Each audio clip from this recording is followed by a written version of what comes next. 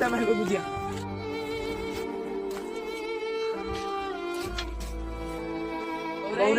ବାହାର କହିଲ